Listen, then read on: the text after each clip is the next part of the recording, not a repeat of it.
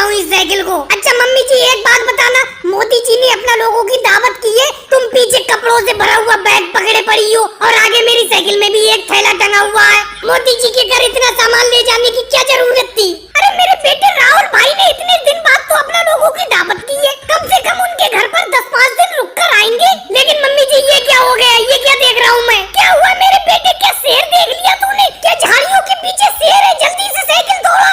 अरे नहीं मम्मी जी, शेर नहीं देखा है। अपना लोग तो मोदी जी के यहाँ पर दावत खाने के लिए जा रहे हैं और मोदी जी अपनी तरफ पड़े चले आ रहे हैं। ये देखो आ गए। अरे राहुल बहन सोनिया कहाँ जा रहे हो? मैं आ तो रहा था तुम्हारे घर की तरफ। मोदी भैया हम थोड़ी देर लेट हो गए तो आप हमें बुलाने के लिए चले आए। आपने ये तकलीफ क्यों उठाई? हम आ तो रहे थे आपके यहाँ पर। बहन सोनिया समझ में नहीं आ रहा है, आप हमारे घर पे क्यों आ रही थी? अरे मोदी जी कैसी बात कर रहे हो? आपने हमें दावत पर नहीं बुलाया है।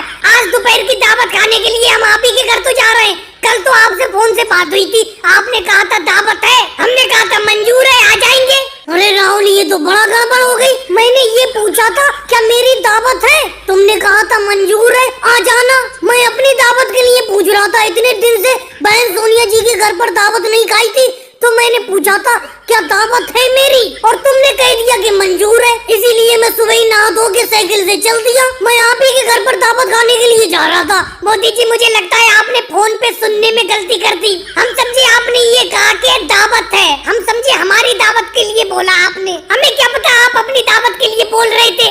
चलो राहुल वो तो फोन पे सुनने में गलती हो गई, अपना लोग एक दूसरे की दावत समझ बैठे। अब अपनी साइकिल को मुड़ाओ, तुम्हारे घर दावत खाने के लिए चल रहे हैं। मोदी भैया साइकिल आप अपनी मुड़ाओ, हम अपनी साइकिल